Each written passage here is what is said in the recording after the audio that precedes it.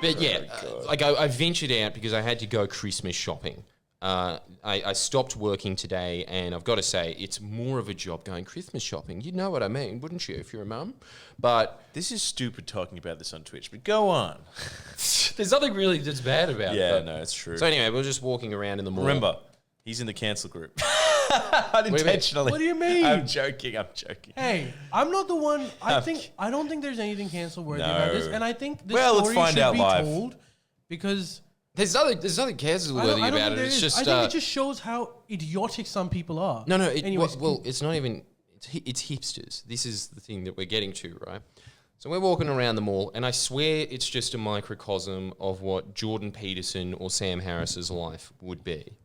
It's people stopping you saying, hey man, massive fan of your work, can I get a photo? Massive fan of your work, can I get a photo? Massive fan of your work, can I get a photo? We walk into like that hipster bookstore that I was talking about. You walk in there and you're just like, can you point me in the direction of the store that doesn't have exclusively Kamala Harris books in it? Is that possible? Well, there's the Julia Gillard file. Okay, well, we're getting closer. I'll go there. and Malcolm, current bestseller. Quote, it's his favourite bookstore, to give you an idea. But we were walking in there, and even in that place, out of them, 4 out of 5 of the female hipsters there, massive fans.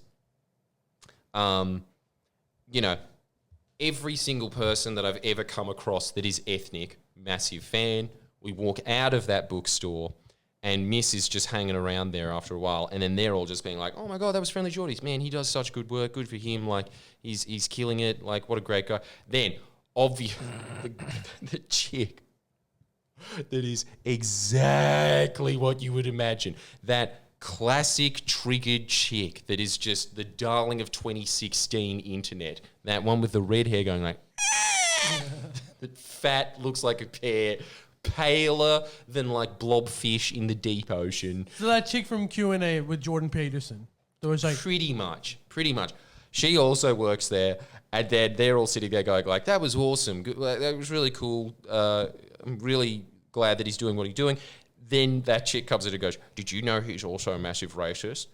And then all the other chicks looked at her and then continued talking about the good work that we were doing. Like, just completely isolated, moved on. And then Miss and I were just saying, man, it's always the same fucking person, isn't it? It's always a Karen that does not have the life skills to be a Karen, does not have the life skills to start up a small business, is just kind of a failure in life, and isn't going anywhere, because the other thing is that you were talking to those other 4 chicks, and the other 4 chicks, where are they? They're doing masters at university. This is their part-time side hustle. I'm down with the net. Her, fine art, clearly. You know, just maybe doing that. Like, just like, I have to stop because of stress. So, also, AUW, Panthera. Now, we'll continue. And so, anyway, so he just walks out and he's just saying, man, if anybody ever comes up to you and just starts screaming racist, what would your response be? And I was just saying, dude, it'd be so easy to counter that. All you do is just Tucker Carlson it. You just sit there and you ask a bunch of condescending questions, and they won't have an answer because, again, it's such a broad term that is completely debased at this point. And it's just an internet buzzword accusation, just like in the 50s, how you would accuse someone of being a communist, and it'd just be baseless, right? We walk into the pet store, no one's serving us. I go to the front. Wouldn't you know, an exact clone of that woman is at the front at Pet Bar in Bondi Junction. I say, hey, I was just wondering if I could get some fish for that tank. She says, no. And I said, why? She said, because you're a racist. It was amazing. I was just like, okay, welcome back to the Tucker Carlson program. Tonight we have some fuckhead from Pet Barn. Why am I a racist? Asked her the question straight off the bat. Because you hate Aboriginal people. Why do I hate Aboriginal people? Because I saw a 15-second clip that was out of context, and I was just saying that, like, and it was just like, so you got out of that I hate Aboriginal people. Can you go into any depth of that? Of course you can't go into any depth of that.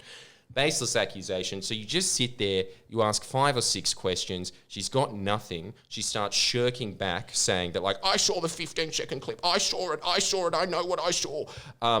And so I was just saying, like, do you want to know the context of that? No. Oh, okay. So you're happy being ignorant about a subject that you clearly don't know anything about because you're like saying things that weren't even said in the clip, right? So she walks away. She's like, I'm not serving him. Are you going to serve him too? Obviously, as you would exactly imagine, some pale cuck male who's got trainee on him, and then he says, no, I'm not going to be serving him because he's a racist. And then some legend who's just some woman that also works there. Manager or someone. I don't even know if she was a manager. I think she was just another employee. She just walks up and she was just like, what's going on here? And I was just like, they're not serving me. Oh, and also, sorry, at this point, I said, miss, do you have your camera? And he was saying, no, it's in the car. I was thinking, left it. Fuck. So we're going to go out into the camera and then go back and then just have the conversation recorded because it would just be amazing to put that out. But it was the biggest regret of the day that Mislove was charging his phone. God, that would have been some good content that would have got about 500,000 views. And so so she just walked in and then she said, what do you want? And then she went over to her there and she was just like, sorry, and quote, everyone fucking hates her here. She's a fucking idiot. Like, don't pay any attention to her. I'll have a word to her. That was just shocking, Walks back, gives it to her, and gives it deliberately to the trainee that was like, I'm not serving you. And so I have to get served by that guy where I'm just staring, I'm eyeballing him the entire time, and he's just sitting there sweating with his little pale, clammy hands being like, are you a member? No, I'm not a member. Okay, that'll be $3.95. Thank you. Have a nice day. And then obviously you just sign off with the sincere, like, well, I sincerely hope that you do not have a good day, and then left. Anyway, that's what happened. But I would really like to know who that was, because I swear to God they would have gone on TikTok being like, I destroyed a racist today. Yeah. Because, man, this is what I learned walking around in the general public. And the thing was, I was served by Indigenous people today. You know what you learn? The only people that are fuckheads are hipsters. Everyone else in Australia is mad. Everyone else in Australia is reasonable and laid back and like, even if you talk to liberals, we talked to a liberal today that was just like, don't agree, enjoy your work or whatever. Like, most people are just up for a laugh. You see the same people on Reddit, you see them on TikTok, it's the same human being over and over again. It is a friendless loudmouth who no one likes and is always pale. Anyway, that's what I want to get to in the Twitch. Why are they always pale? Can we get to that? I had a theory about that, but can I just say this? Like, I am so proud of you the way you handle that, because I was thinking if I was in that situation, if someone was like, you're racist, I would probably just like turn around and leave. And that, but you stood there and you said, why do you think I'm racist? What do you think I've said that's racist? No, at the end of it, she probably thought about it and said, I shouldn't have just like hurled abuses at someone without actually doing some research, because it takes a bit of a stretch to say that Jordan's racist. Like, racism means that you actively participate in making sure that minorities or other races are somehow discriminated against. Yeah, repressed. And that's a huge accusation. That's a big thing. It is, yeah. No, it's just one of those things that you shouldn't throw around. I had a very similar experience. This is what I want to get out to. We'll get to that in a sec, but I just want to get to this point. Anyone who uses the accusation racist, homophobic, sexist is a fucking moron. Change my mind. They are the weaponized equivalent of communist in the 50s. It's a baseless word. It's gotten to that point where you just hurl it at anyone and anything, because that is the mainstream media's like go-to attack to like destroy someone's credibility. Just like in the 50s with McCarthyism, how they were saying you're a communist, and then that was the end of your career. Just someone accuses you of a communist, you're gone. That's what they try and do now. But I think that really, I think that just like with McCarthyism or just like with witch hunts, someone basically, I remember how the witch hunt stopped in the 1600s. I remember watching a documentary on it. You know what it was?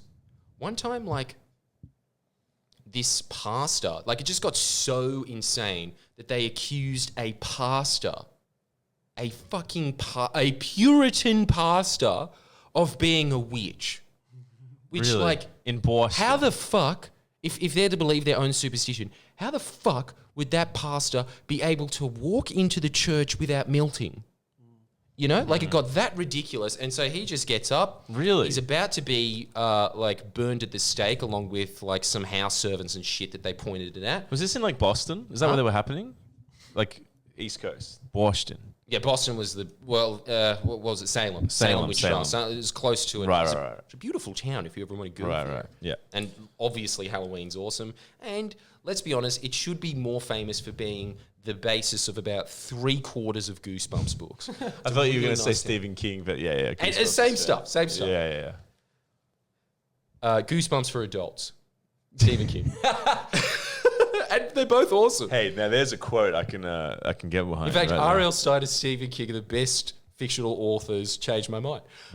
But so so he was saying this is ridiculous. So he got up. He waited until they tied him up. He could have just done this in prison, but just to show everyone how ridiculous this all was, he recited a Bible verse perfectly off his tongue, which again they said that if they are not a witch, this was just in that Malefus Maleficarum book of how to identify witches, they will not be able to repeat an entire Bible verse. And so he did that, and then the politician, obviously, that wanted him dead, because that's all it was just a political movement to scare the shit out of the population to get currying power. Again, the same thing of just ideologies just being bullshit. It's all just about gaining power, and like he just wanted people's land. That's really what the Salem witch trials were about. He just realized he's a sociopath, and he thought I can get cheap land if I just burn the inhabitants of the state.